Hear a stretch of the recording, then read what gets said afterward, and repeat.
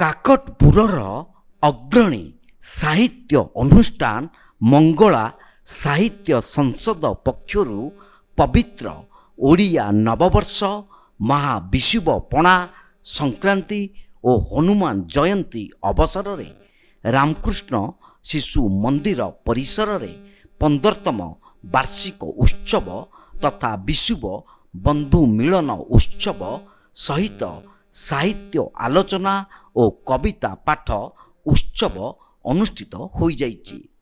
ପ୍ରାରମ୍ଭିକ ପର୍ଯ୍ୟାୟରେ ପ୍ରସିଦ୍ଧ ବ୍ୟଙ୍ଗ କବି ସମ୍ପଦ କୁମାର ରଥଙ୍କ ସଭାପତିତ୍ୱରେ କବିତା ପାଠଚକ୍ର ଆୟୋଜିତ ହୋଇଥିଲା। ବିଭିନ୍ନ ସ୍ଥାନରୁ ଆସିଥିବା 50ରୁ ଉର୍ଦ୍ଧ୍ୱ କବି ଓ କବୟିତ୍ରୀ ସେମାନଙ୍କ ସ୍ୱରଚିତ କବିତା ପାଠ କରିଥିଲେ। ଦ୍ୱିତୀୟ ସୋପାନରେ ମଙ୍ଗଳା ସାହିତ୍ୟ ସଂସଦ ସଭାପତି ସ୍ୱପ୍ନେଶ୍ୱର ସାହୁଙ୍କ ସଭାପତିତ୍ୱରେ ସାହିତ୍ୟ ଆଲୋଚନା ଚକ୍ର ଅନୁଷ୍ଠିତ ହୋଇଥିଲା। ମୁଖ୍ୟ ଅତିଥି ଭାବେ ମଙ୍ଗଳା କଲେଜ ଅଧ୍ୟକ୍ଷ ଅଶୋକ କୁମାର ତ୍ରିପାଠୀ, ଓଡ଼ିଶା ଭାଷା ପ୍ରତିଷ୍ଠାନ ପ୍ରାକ୍ତନ ନିର୍ଦ୍ଦେଶକ କୈଳାସ ଚନ୍ଦ୍ର ଟିକାୟତ ରାୟ, ପ୍ରିୟପତ୍ର ସମ୍ପାଦକ ବିପିନ ଚନ୍ଦ୍ର ଦଳାଇ, ଅବସରପ୍ରାପ୍ତ ପ୍ରାଧ୍ୟାପକ ସୁଧୀର ଚନ୍ଦ୍ର ଭୂୟାଁ ପ୍ରମୁଖ ଯୋଗଦେଇ ମହାବିଷୁବ ପଣା ସଂକ୍ରାନ୍ତି ଓଡ଼ିଆ ନବବର୍ଷ ଉପରେ ଆଲୋକପାତ କରିଥିଲେ। ଏହି ଅବସରରେ କୃତି ଛାତ୍ରଛାତ୍ରୀ ଓ କବି କବୟିତ୍ରୀମାନଙ୍କୁ ସମ୍ବର୍ଦ୍ଧିତ କରାଯାଇଥିଲା।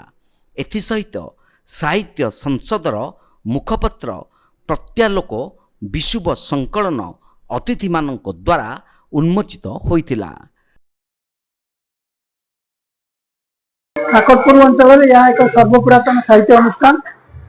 ଏହାର ଆଭିମୁଖ୍ୟ ହେଉଛି କାକଟପୁର ଅଞ୍ଚଳରେ ସାହିତ୍ୟ ପ୍ରେମୀ, କବି, ସାହିତ୍ୟିକ, ପ୍ରାବନ୍ଧିକ, ଗାଳ୍ପିକ ଏମାନଙ୍କୁ ନେଇ ସାହିତ୍ୟର ବିକାଶ ଦିଗରେ ଆଲୋଚନା କରିବା ଏବଂ ନିଜ ନିଜ ଭିତରେ ସମ୍ପର୍କ ରଖିବା, ଓଡ଼ିଆ ଭାଷା ଓ ସାହିତ୍ୟ ପ୍ରତି ସେମାନଙ୍କର ଶ୍ରଦ୍ଧା ଓ ଆଗ୍ରହ ବୃଦ୍ଧି କରିବା ଏବଂ ଉତ୍ତର ପିଢ଼ି ଆସୁଥିବା ପିଢ଼ିମାନଙ୍କ ପାଇଁ ଓଡ଼ିଆ ଭାଷା ପ୍ରେମ ଜାଗ୍ରତ କରିବା ଏ ଅନୁଷ୍ଠାନର ଲକ୍ଷ୍ୟ।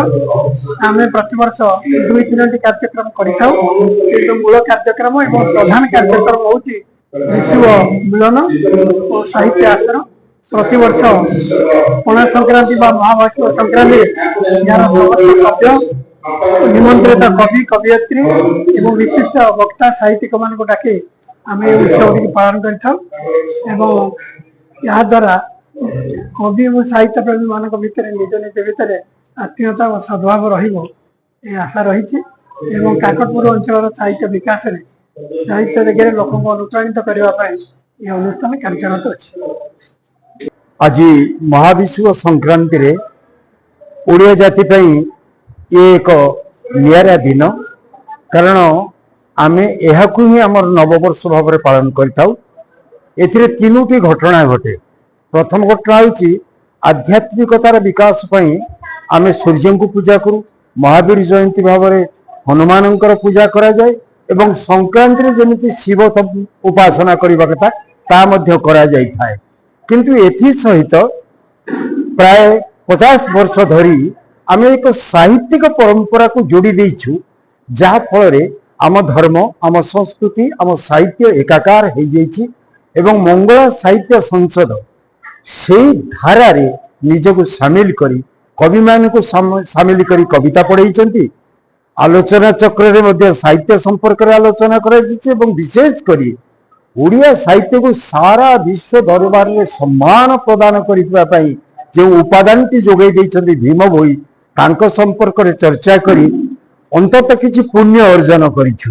ତେଣୁ ଆମ ସାହିତ୍ୟିକ ପରମ୍ପରା, ଆମ ଆଧ୍ୟାତ୍ମିକ ପରମ୍ପରା ଆଜି ଦିନରେ ମା ମଙ୍ଗଳାଙ୍କ କୃପାରୁ ସାର୍ଥକ ହେଉ, ବିକଶିତ ହେଉ, ଏହା ହିଁ ମୋର କାମନା। ଜ୍ଞାନ ବିଶ୍ୱାଳଙ୍କ ରିପୋର୍ଟ, ତୀର୍ଥକ୍ଷେତ୍ର ଲାଇଭ୍।